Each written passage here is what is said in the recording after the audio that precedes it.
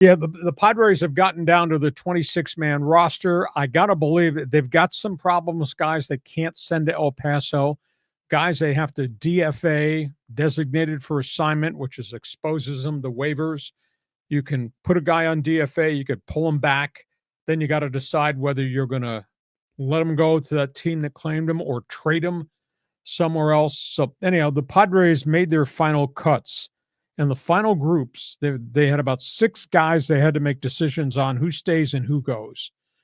They kept Gavin Sheets. He earned this. A bit of a surprise, they kept Jason Hayward to start the season in left field, despite the fact he was hitting 148.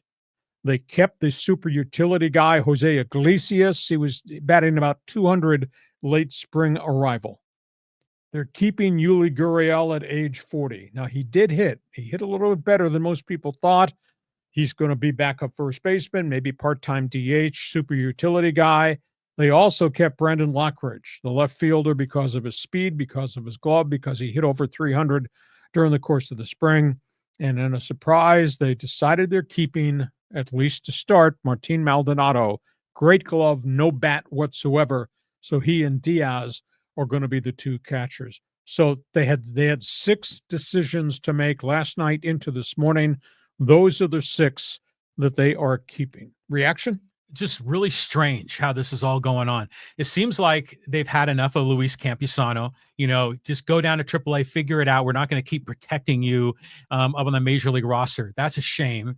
I didn't think in a million years Lockridge would be on this team. I mean, he seemed like one of the last guys that would make it, but he just kept performing. He's almost like a Travis Jankowski type, right? So then the Gurriel signing was odd, since you already had the veteran in Hayward, and I wasn't sure what. I mean, because you were looking at other guys like Connor Joe that I thought had a legitimate shot here.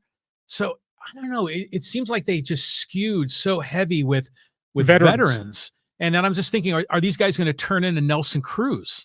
Well, they're still looking probably that somebody really has a bounce back career season from that collective group of veterans. Now, understand this, though.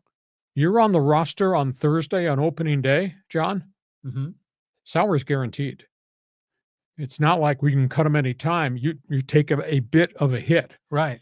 By virtue of these 6 joining this payroll, the Padres took a payroll bump of $6.8 million this morning, which pushes them up closer to the luxury tax. So they've decided that even though they got to pay a luxury tax this year, they're willing to do it. At least this is the roster, the way they're starting the season. Now, okay, they've sent Tirso Ornelas, despite the fact he hit almost 300. He goes back to El Paso. I assume Campusano, who's got an option left, he goes back unless he's traded. But I don't think you trade a potential major league catcher because you're going to have injuries at that position. So I think Campusano probably stays there. I don't know what they do with Connor Joe. He does have an option left. Is he willing to go back to AAA, or is he asked for his release, go on the open market and see if he can get a major league contract somewhere else? Oscar Gonzalez is going to AAA. Eggy Rosario hit himself off the roster, which kind of surprised me. He goes back to AAA. They've got to make a decision how they handle Tyler Wade. He's not going to be here to start. Is Wade willing to accept demotion, get through waivers, go to El Paso with the fact he could be recalled? Or does Wade say, I'm going out on the open market, see if I can find another job somewhere else in a major league contract? And Mason McCoy, who had a good spring, but Mason McCoy, is he the 26th man on your roster? He's probably going to have to go back to AAA. He'll have to go through waivers. So they got some guys who have options who can be moved out. I don't think I'd trade Campusano. I'll have to convince Campusano to go down, wait for the next phone call, because you're going to have injuries behind home plate. I firmly believe that. I don't know what Tyler Wade does, what Connor Joe does. Reaction? Yeah, just all of this. It just seems so different than the way the Padres used to kind of work this thing out at the end of spring training. So there's a lot of guys. I mean, Schultz said it was just so, emotional letting some of these really good guys go. And like Tirso Ornelas, he says he did everything we asked of him, but yet the circumstances are he doesn't make it. Makes me wonder if they're just willing to just write off the catcher as an offensive contributor, bat him ninth, Maybe they'll do a sack bunt every once in a while and just go with a superior defense. I think you're correct, probably, in that assessment. And it's tough for veteran guys. I mean, once you've been in the show for an extended period, like Tyler Wade has, Connor Joe has, you want to go back to AAA. That's such a tough lifestyle. That's minor league baseball. And the pay is really low compared to what you used to make. So tough call for a couple of veterans. Got to decide, will I accept it and go through waivers, don't get claimed. Nobody's claiming guys on waivers at this late of the season. Everybody's got 26-man roster problems. Go to AAA and wait for a phone call. Tough call. It's kind of like they say they'll play for as long as they are allowed to play, as long as they have an invitation to be on the team. And different guys hit the end of the road in different ways. Exactly. And the guys that they kept today, the 6 that they kept, will Gavin Sheets hit?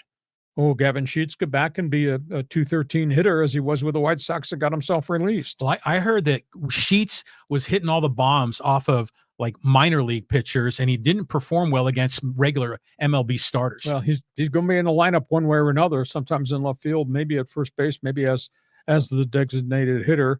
But the arrival of Yuli Gurriel at such a late date kind of changed the complexion of the makeup of that roster. So that's where we are in terms of the everyday lineup. The Padres know where they are with the pitching. There is no Yu Darvish to start. There is no Joe Musgrove. There is no Matt Waldron. Padres, to me, are wafer thin in starting pitching. They cannot afford to have anything happen to the big 3 that are left standing.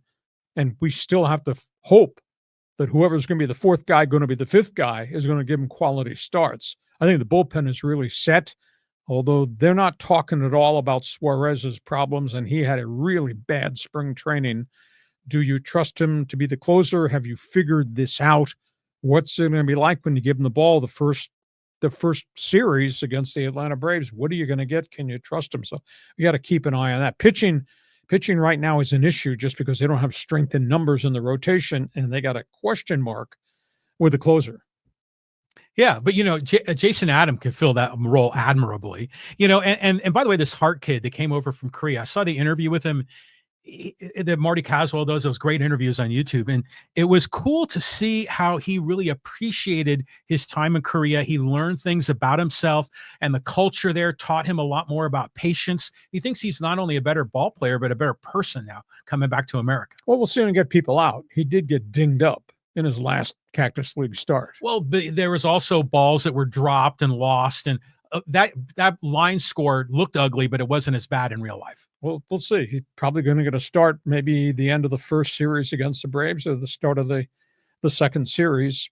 He's going to have to pitch to stay in this rotation, but they trust that what they've seen in Korea and what they've seen in the backfields in spring training, what they've seen in some good innings, that he'll buy him some innings. He's the only lefty then, right? Everyone else is right-handed, so it'd be nice to have him in the rotation, assuming he's there on merit. Padre fans are invited.